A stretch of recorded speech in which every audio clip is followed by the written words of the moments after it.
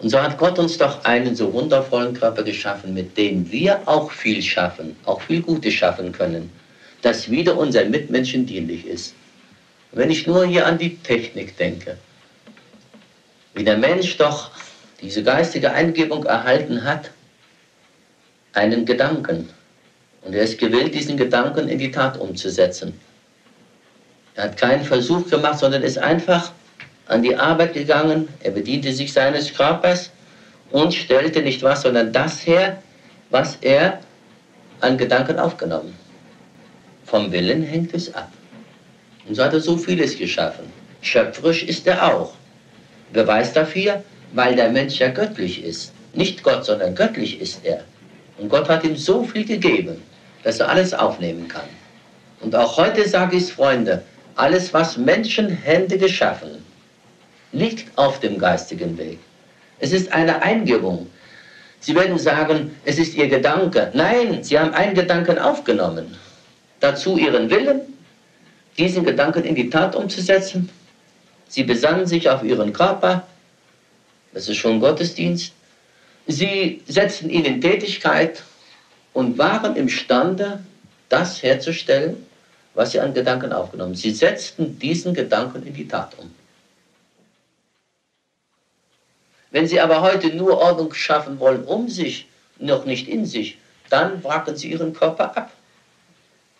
Und Menschen konnten nur so viel Wundervolles schaffen, deren Körper noch in Ordnung, wo in ihm noch alles funktionierte, wo keine Störung vorhanden war. Wenn einer dieser abgewrackt, dann musste einer der Nächsten dazu springen und dieses Werk vervollkommen. Das heißt, herstellen.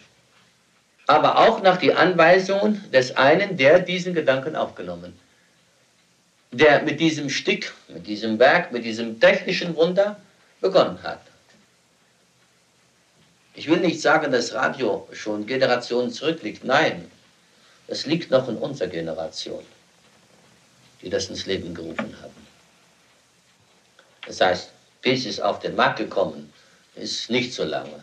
Es ist schon weit vorher in Vorarbeit gewesen, bis es soweit ist, dass es auf den Markt, das heißt zum Verkauf bringen konnten. Und Sie das heute im Haus haben, das ist schon nichts Neues mehr. Aber der Körper ist ja älter, das ist auch nichts Neues mehr. Sie glauben, dass Sie ihn kennen, äußerlich ja, innerlich nein.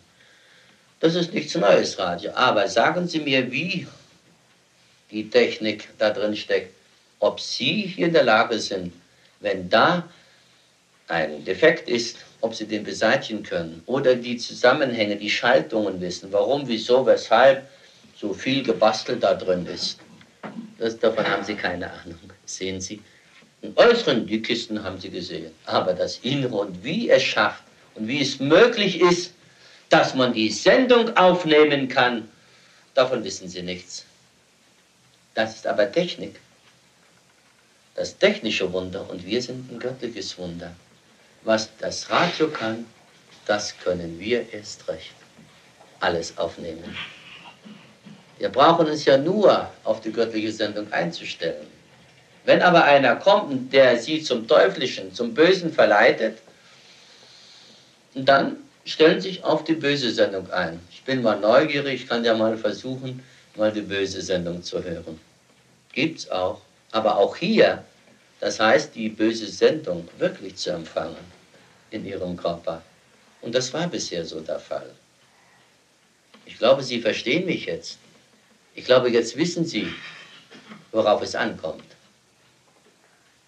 Es hängt ganz von Ihrer Einstellung ab, wie Sie sich hier einzustellen wissen.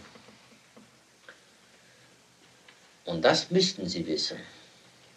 Ja, Freunde, so einen wundervollen Körper haben Sie.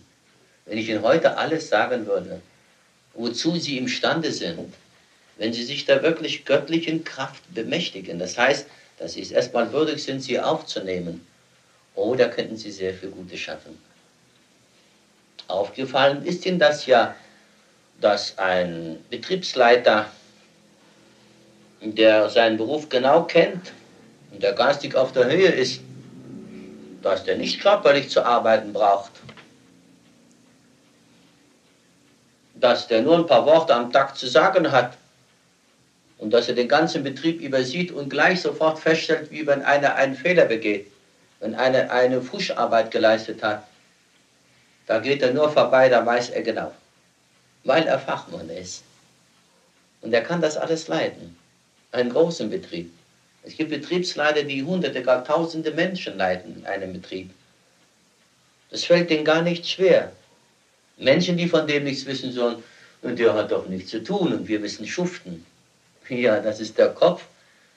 Sein Geist ist klar. Er versteht nicht was, sondern das von seinem Beruf, dass der Betrieb auch existenzfähig ist. Und dass eins ins andere greift. Und wenn einer im Betrieb mal nachlässig ist, dann leidet das ganze Werk drunter. Das ist genau wie in einem Werk, sagen wir Uhrwerk oder ein anderes Werk. Wenn da ein Teil des Werkes nicht mitmacht, dass es in Stockung gerät, kann das ganze Werk in Stillstand kommen. Oder glauben Sie nicht? Ich kann ja das Gerät zerstören. Ich kann jedes andere Gerät zerstören. Wenn ich nur einen kleinen Handgriff tue, wo ich weiß, wenn es noch das feinste, dünnste Drähtchen ist, da entferne, schon ist die Störung da und Sie haben keinen Empfang. Wie sieht es wohl in unserem Körper aus? Wenn da eine Überbelastung ist, eine Verwirrnis, wenn es da selbst ein Durcheinander gibt, soll da auch noch alles richtig funktionieren? Nein. Sie selbst sind kein Fachmann. Sie wissen nichts von dem. Dann kommen andere versuchen. Also, liebe Freunde, bis hierher gesehen, glaube ich, dass Sie wissen, warum, wieso, weshalb wir hier zusammenkommen. Nicht nur Erzählchen zu führen, nicht zu ratschen und zu tratschen, oh nein. Und ich glaube, was für Sie doch alle, auch für Ihre Nächsten, das Wichtigste ist, dass Sie selbst endlich sich zu dem bequemen, zu dem Sie gehören. Aber gehen können Sie diesen Weg erst dann, wenn Sie sich wirklich frei machen, wirklich lossagen vom Bösen. Dann kommt es erst dazu, nicht früher. Wenn ich die Menschen so verfolgt habe im Leben, auch wie wenn sie eine Gemeinschaftsstunde besucht, da ging es ihnen gut. Und schon kam der Gedanke, aber wenn ich wieder daheim bin, geht es mir wieder schlecht. Warum? Ist die Frage meinerseits. Warum nimmst du diesen Gedanken gleich auf? Warum geht es dir schlecht? Ach, du hast die Erfahrung gesammelt. Müsstest du nicht wissen, dass die Ursache eine andere ist? Dass deine Umgebung noch nicht einwandfrei gut ist? Dass sie dich selbst stört? Dass du den einen und den anderen nicht mehr magst? Dass du zu ihm eine Antipathie hast? Und dass du nur tust, als ob du noch gut zu ihm bist? Aber er immer wieder die Störungen hineinzubringen gewusst, dass du dich da nicht wohlgefühlt hast? Ja, da musst du erstmal dann so viel Erfahrungen sammeln, dass du ihn überzeugen kannst und dass du um dir selbst in deiner Familie die Ordnung schaffst. Das ist wichtig. Sonst ist es nicht möglich. Das ist genau dem, wenn ich Ihnen ein Gleichnis gebe. Man hat sie aus einer Grube gezogen, in dieser Schmutz gewesen. Natürlich sind sie beschmutzt. Und einer ist da, der sie da hineingeworfen hat. Aber sie werden rausgezogen, sie kriegen ein neues Gewand, der Körper wird bereinigt, wieder sauber. Jetzt gehen sie heim und der lauert auf sie und wirft sie wieder in die Grube. Ich frage Sie, Freunde, hat das einen Zweck, dass man ihren Körper bereinigt, äußerlich gesehen in diesem Fall, weil es irdisch ist, und ihnen ein neues Kleid gegeben? Hat doch keinen Zweck. Erfüllt auch nicht den Zweck. Was muss ich tun? Ich sie wieder laufen lasse. Ich muss hingehen zu denen und den zur Ordnung rufen und sagen, das tust du nicht noch einmal, sonst fliegst du in die Grube hinein. Es wird dir nicht gefallen. Natürlich soll man ihn nicht hineinwerfen, aber um ihm den Beweis zu geben, wie es ihm dann ergehen könnte, und er würde immer schmutzig sein, er sagt, nein, das will ich nicht. Ich weiß nicht, wie ich dazu kam, dass ich's tat. Weil er einmal die Wahrheit erfährt, wird er auch die Wahrheit sprechen. Er wusste nicht. Nein, er wurde vom Bösen geführt, vom Bösen verleitet, das Böse zu tun. Dann hat es erst einen Zweck, Freunde, und daher ist es notwendig, Ihnen das hier zu sagen, dass Sie erst auch in Ihrer Familie Ordnung schaffen sollen. Falls nicht, bitte bringen Sie Ihre Nächsten ruhig mit.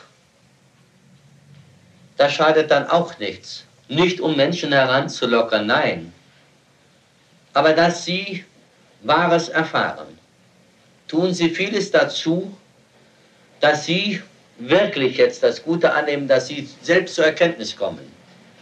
Aber ich sage, nicht früher wird es sein, bis Sie zur Erkenntnis gekommen sind. Bis Sie hierin verstehen, um Ihren Nächsten auch gegenüberstehen zu können, dass Sie ihnen dann das berichten, was Sie an Erfahrungen, an Überzeugungen gesammelt haben. Dann ist es erst soweit, liebe Freunde, dass das dann nicht mehr zustande kommt und dass ihn das Böse dann auch nicht mehr erfassen kann. Und dann, wenn Sie weiteres tun, immer mehr die Ruhe in sich aufkommen lassen. Und dann stellen Sie danach fest, dass tatsächlich die Ordnung in Ihrem Körper zustande gekommen ist. Der Mensch ist ruhebedürftig, sagen Menschen so oft. Ruhebedürftig, ja. Aber wer bewegt sich zur Ruhe? Wer hat sich dazu entschlossen? Wer nahm die Ruhe auf? Er war ja nicht in der Lage, die Ruhe aufzunehmen, weil er von der Unruhe umgeben ist. Und immer wieder drängten Menschen auf Menschen. Auch sie wurden bedrängt und konnten deshalb nicht zur Ruhe kommen. Und was tun sie dann, um die Ruhe zu erhalten? Dann flüchten sie.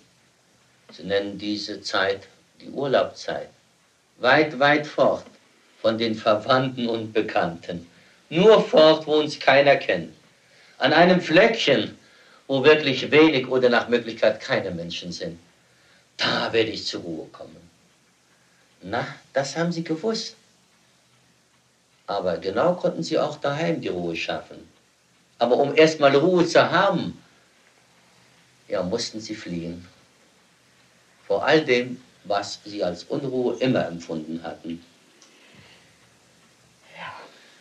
Wären sie dem weiter gefolgt, hätten sie es immer getan, hätten sie dafür gesorgt, dass sie keiner um die Ruhe gebracht hätte, dann wäre alles gut geworden. Wer mal so eine Urlaubstage verlebt, der die Ruhe in sich aufgenommen, der hat sich wohlgefühlt, er sagt, jetzt fehlt mir gar nichts. Nicht einmal Geld brauche ich. Jetzt habe ich alles, jetzt bin ich der glücklichste Mensch. Aber dann die Arbeit und dann die Verwandten und Bekannten. Oh nein, dann kamen die Sorgen kurz bevor er wieder heimfahren musste. Dann nutzte das alles gar nichts. Kurz und gut gesagt, der Mensch war bequem, Selbstordnung zu schaffen. Er wollte nicht Hand anlegen, er war wirklich feige. Er sagt, das hat keinen Zweck, er gibt alles auf, die Menschen sind nun mal so und sie haben mich um meine Ruhe gebracht. Im nächsten Jahr fahre ich ja wieder. Aber was nutzt Ihnen der Urlaub? Was nutzt die Erholung? Was nutzt die Ruhe überhaupt, die Sie aufgenommen und nachher wieder eingebüßt haben, dass man Sie in die Ruhe gebracht hat? Ich frage Sie, Freunde, das wissen Sie selbst. Haben Sie da nicht viele Störungen wahrgenommen in Ihrem eigenen Körper, wo man Sie in die Ruhe gebracht? Ich müsste jetzt mal ganz dumm fragen. Sie sitzen hier so ruhig.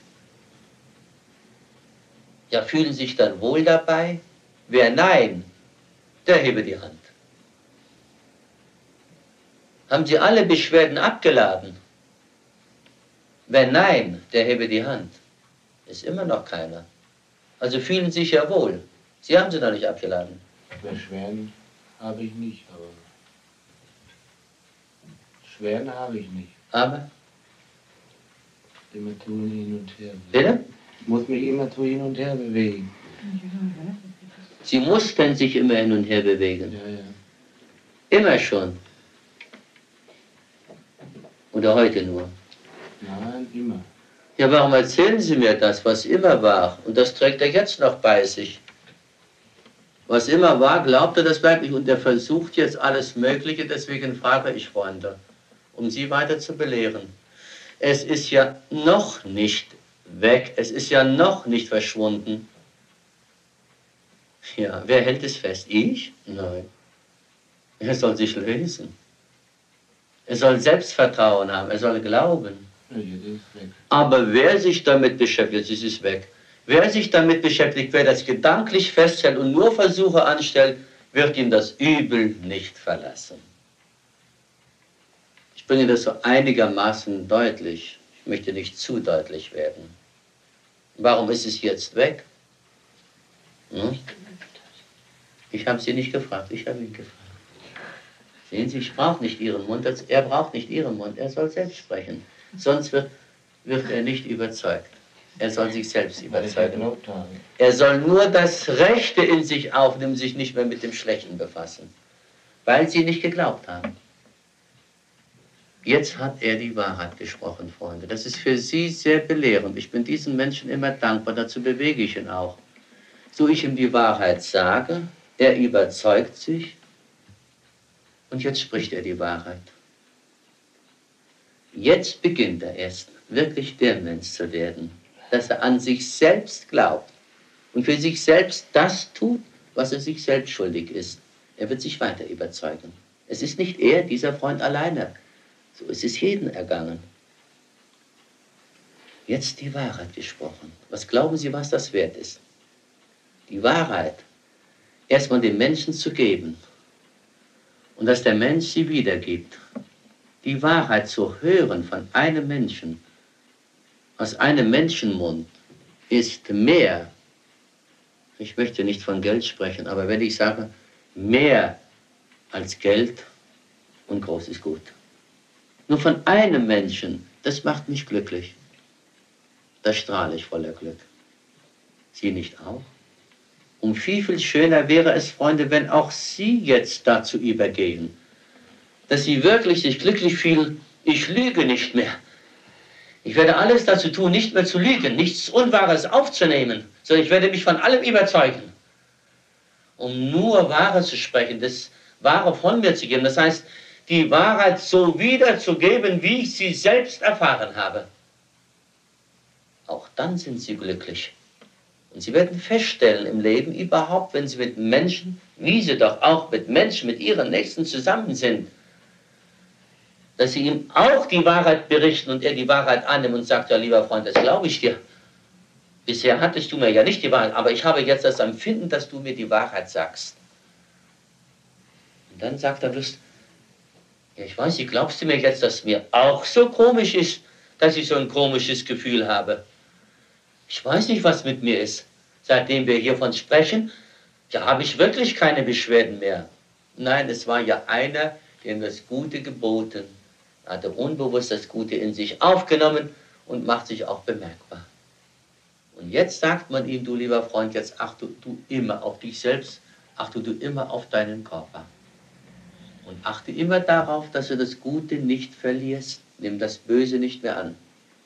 Das Böse kommt immer wieder, klopft an, meldet sich und kommt immer wieder. Dann, wenn der Mensch es ruft, wenn es nur einen Gedanken aufnimmt, wenn er das Gute anzweifelt, dann kommt das Böse immer wieder und zermürbt den Körper, würdigt den Körper herab und der Mensch